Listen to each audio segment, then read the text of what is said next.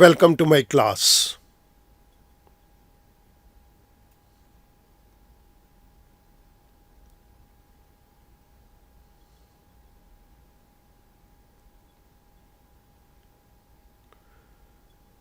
The Indian Contract Act 1872. इस particular video lecture के अंदर हम डिफ्रेंशिएट करेंगे वाइड एग्रीमेंट को वाइडेबल कॉन्ट्रैक्ट के साथ. This is lecture number 19. Let us start. Void agreement and voidable contract both fall under the category of enforceability. सबसे पहले हम void agreement के मीनिंग को एक्सप्लेन करेंगे.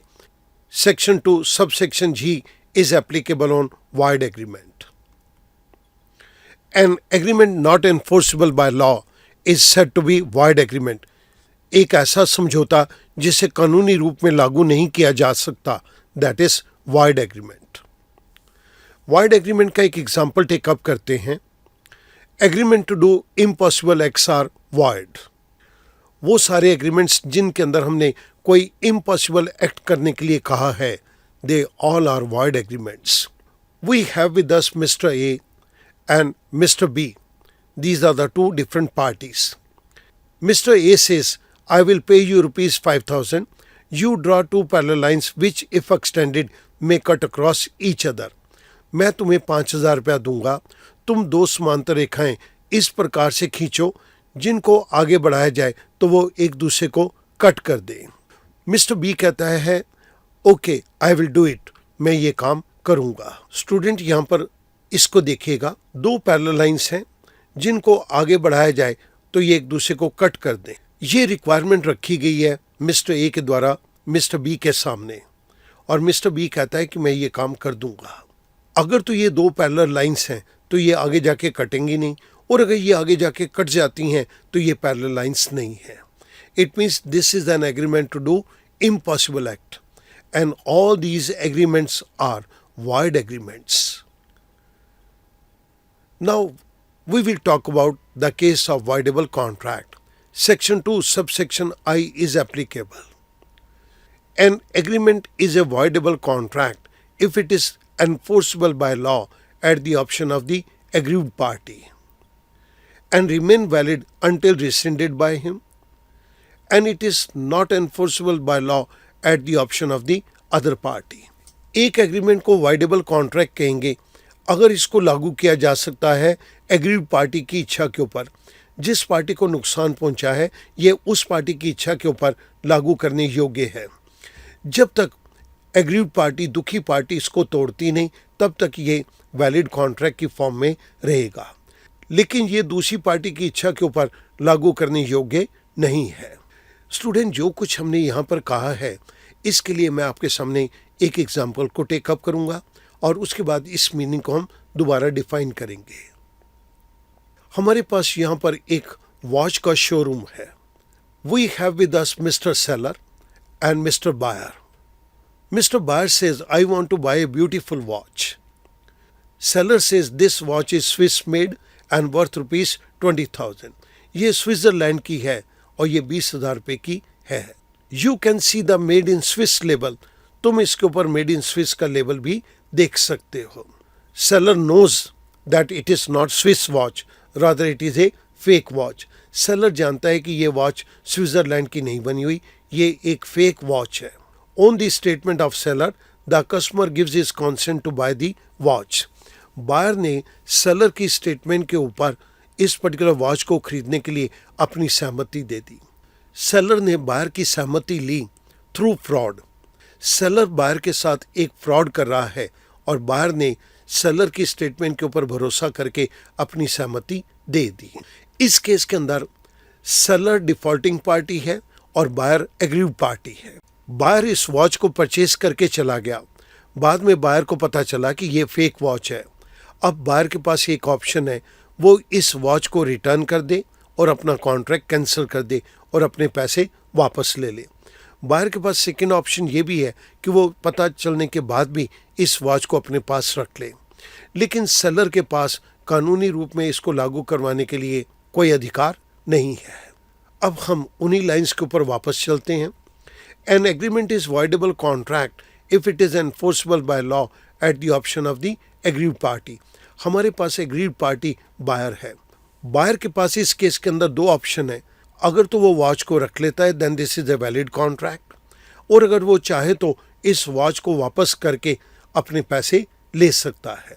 It remain valid until rescinded by him. ये contract valid रहेगा जब तक बायर इसको कैंसिल नहीं कर देता. And it is not enforceable by law at the option of the other party. अगर सेलर चाहे कि इसको कानूनी रूप में लागू कर दिया जाए तो सेलर के पास इस बात की कोई ऑप्शन या अधिकार नहीं है. ये कैंसिल करने का अधिकार सिर्फ बायर के पास है. इस पर्टिकुलर कॉन्ट्रैक्ट को वैलिड बनाना या वाइड बनाना, इस बात का अधिकार सिर्फ बायर के पास है. इन दोनों टर्म्स को डिफाइन करने के बाद अब मैं इसके अंदर इनका डिफ्रेंशिएशन टेकअप करूंगा. The difference between wide agreement and voidable contract. The first point is meaning. An agreement not enforceable by law is said to be void agreement. एक ऐसा समझौता जिसे कानूनी रूप में लागू ही नहीं किया जा सकता, that is void agreement. Voidable contract. An agreement which is enforceable by law at the option of one party is a voidable contract. एक ऐसा एग्रीमेंट जो कि एक पार्टी की इच्छा के ऊपर वैलिड या वॉइड बनाया जा सके, that is a voidable contract. Reason, an agreement becomes void because it lacks one of the essential elements of a valid contract. एक ऐसा एग्रीमेंट वॉइड एग्रीमेंट बन जाता है अगर उसके अंदर वैलिड कॉन्ट्रैक्ट के सभी एसेंशियल एलिमेंट्स नहीं हैं. An agreement becomes voidable where the consent of the party is not free. वो सभी एग्रीमेंट्स जिनके अंदर पार्टीज की सहमति कॉन्सेंट फ्री नहीं है, वो सारे एग्रीमेंट्स वॉइडेबल कॉन्ट्रैक्ट के अंदर कन्वर्ट हो जाएंगे. Time, A void agreement is void since its inception. Inception means start. एक वॉइड एग्रीमेंट तो शुरुआत से ही, स्टार्ट से ही वॉइड है, व्यर्थ है, यूजलेस है. A voidable contract becomes void only when the aggrieved party decides to rescind it.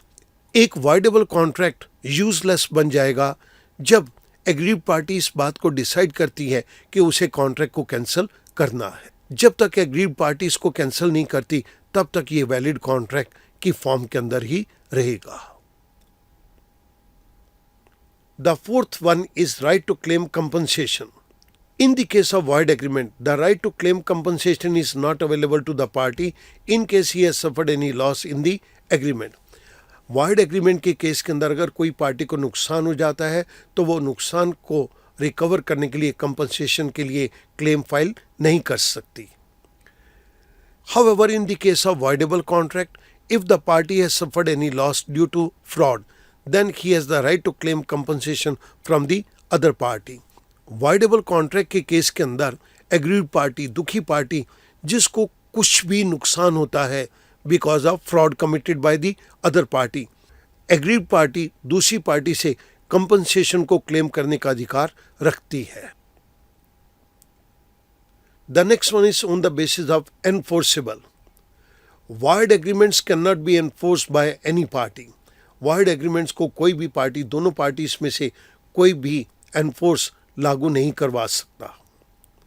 Voidable contract can be enforced by the party in case of affirmation of contract. Agreed party अगर ये contract को affirm कर दे, मान ले, तो ये voidable contract को भी कानूनी रूप में लागू किया जा सकता है as a valid contract. 6 point, the right of third party. The third party does not acquire any right in case of void agreement. Void agreement के केस के अंदर अगर कोई थर्ड पार्टी भी इन्वॉल्व है तो उसे कोई अधिकार नहीं मिलेगा. But in the case of voidable contract, A third party who purchase goods in good faith and for valuable consideration before the avoidance of the contract acquires good title to those goods. Student इस point को बहुत ध्यान से समझेंगे. इस point को explain करने के लिए मैं आपके सामने एक एग्जाम्पल की मदद ले रहा हूँ. मिस्टर ए ने मिस्टर बी के साथ एक फ्रॉड किया और मिस्टर बी का पियानो जिसकी वैल्यू 20,000 थी, मिस्टर ए ने फ्रॉड करके उसे 5,000 रुपीज़ में ले लिया. मिस्टर बी को अभी इस फ्रॉड का पता नहीं चला। इन बिटवीन मिस्टर ए ने वही पियानो मिस्टर सी को 10,000 रुपीज में बेच दिया। मिस्टर सी को पुराने किसी फ्रॉड का नहीं मालूम। मिस्टर सी ने गुड फेथ के अंदर आके वैल्यूएबल कंसिडरेशन देके उस पियानो को 10,000 रुपीज में परचेस कर लिया। Mister C will acquire good title to those goods. Mister C will get the perfect ownership over the piano. इस केस के अंदर अब मिस्टर बी ए से सिर्फ कंपनसेशन को रिकवर कर सकता है, लेकिन जब ए ने वही पियानो सी को बेच दिया, C will get the perfect ownership of that piano. Seventh point, effect of lapse of reasonable time. In case of void agreement, there is no effect of lapse of reasonable time because the void agreement can never become a valid contract. Reasonable time का void agreement के अंदर कोई effect नहीं होता, क्योंकि void agreement किसी भी हालात के अंदर valid contract के अंदर convert नहीं हो सकता। लेकिन voidable contract के केस के अंदर the agreed party's right to avoid the contract is lost on the expiry of reasonable time. Agreed party जिसकी consent फ्रॉड करके ली गई है, अगर वो कॉन्ट्रैक्ट को कैंसिल करना चाहता है तो वो एक रीजनेबल समय के अंदर ही कॉन्ट्रैक्ट को कैंसिल कर दे। लेकिन अगर एक रीजनेबल टाइम पीरियड निकल जाता है और एग्रीड पार्टी ने कोई एक्शन नहीं लिया, उस केस के अंदर एग्रीड पार्टी का कॉन्ट्रैक्ट को कैंसिल करने का अधिकार एक रीजनेबल समय के बीत जाने के बाद समाप्त हो जाएगा। Let us summarize the difference between void agreement and voidable contract. The first difference is in terms of meaning. The second is in terms of reason. The third is in terms of time. The fourth is in terms of right to claim compensation. The fifth one is on the basis of enforceability. The sixth difference is on the basis of right of third party. And the last one is on the basis of effect of lapse of reasonable time. In 7 points के basis के ऊपर हमने void agreement और voidable contract के अंदर differentiation किया है। I hope that now this particular thing will become easy for you. Thank you very much.